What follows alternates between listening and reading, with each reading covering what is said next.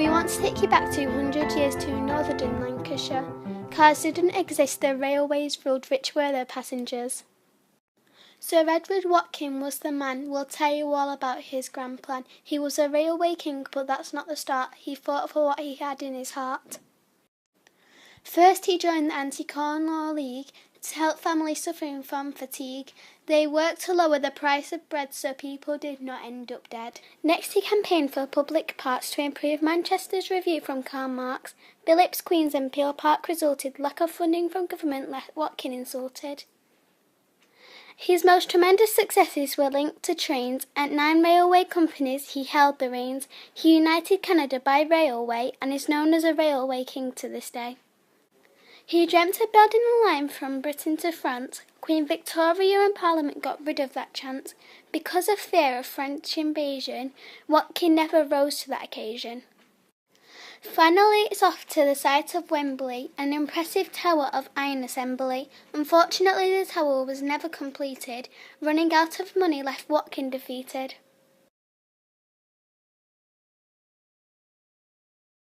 In 2015, whilst delivering the Wonders of Wythenshawe heritage-funded project, the project management team stumbled upon information about a very interesting individual who lived and died in Northern, Sir Edward Watkin. Despite his achievements, he remains unknown.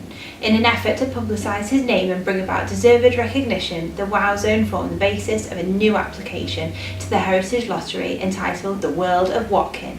In April 2016, a project management team was put together including staff from Wythenshawe Community Housing Group, the Friends of Rose Hill, the group's new heritage partners, and young people from a range of Wythenshawe high schools.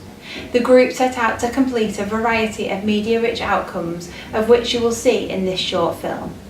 And wake up to the world of Watkin! The first thing was to conduct research about Sir Edward Watkin, as none of us really knew anything about him. With help from Jess Gargill, chair of the Friends of Rose Hill, and Dr. Charlie Wildman, we listened to stories, visited archives and examined historical sources in and around Manchester. This enabled us to understand more about Victorian Manchester and the changes that Watkin made to change people's lives. For creating a timeline of Watkin's life, we started to pick out what we thought were his most important achievements. These would form the chapters of our children's book. We started to work with an author called Elizabeth Kennedy, who helped to bring our ideas to life. Some of us were particularly interested in using Minecraft to recreate Sir Edward Watkin's world.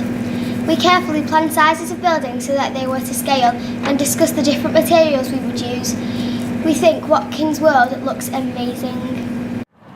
We are on the way to London to see the site of Watkin's Tower. We're going from Euston Square, 1, 2, 3, 4 stops to Wembley Park, which is the station Watkin built for his park and his tower. And he built the whole railway line called the Metropolitan Railway Line. The Watkin's Tower was built by the firm that built Blackpool Tower. We're here at the Brent Archives Museum where we just learned some more information about Edward Watkin. Probably because maybe they were from the 1800s, and the editor was a friend of... Look at these buildings he came up with towers. Yeah, and this is the winning design.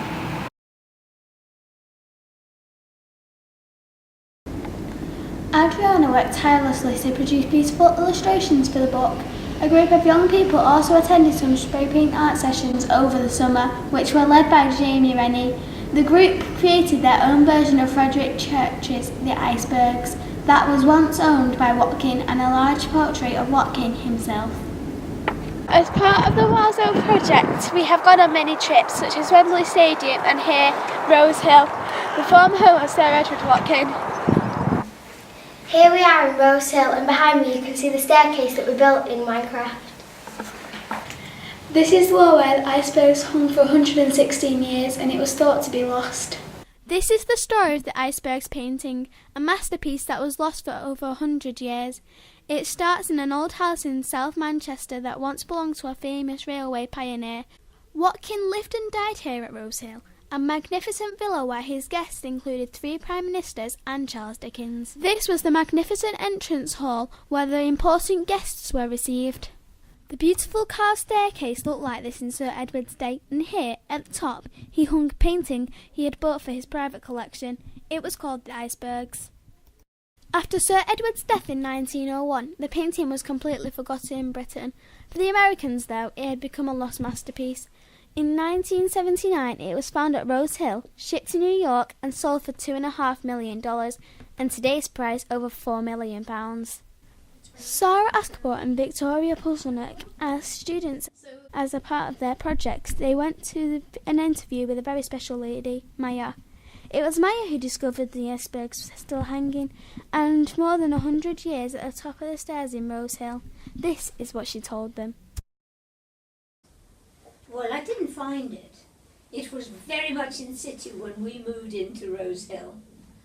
And you couldn't miss it because it was on the landing outside the area we lived in. Today we're hoping to ask you some questions about the icebergs painting. We know a little bit, but we want to know some more. What is your role at the Dallas Museum of Art? My role here at the Dallas Museum of Art is curator of American paintings.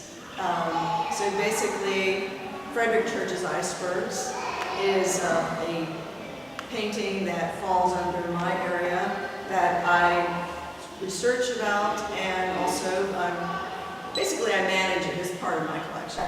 Sir Edward Watkin in creating the Canadian Pacific Railway coast to coast.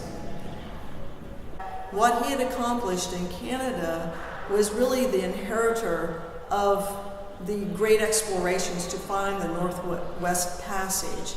It basically meant that there would be no more need to explore, to find the Northwest Passage, or for men to die in the attempt to do so. And I think in a sense he saw himself as the great inheritor of that, and that he had helped solve that problem. Throughout this project, we have learned a lot about this amazing man, and we want to share this with as many people as possible. If you don't know the word, can I join? Go on, just go again, keep going. I think the war zone has made me more confident to speak in front of camera. If I was to describe this project using one word, I would use fascinating. Adrian created their own version of Adriano. That you expressed it wrong. It's covered on top. Oh, yes. Hi.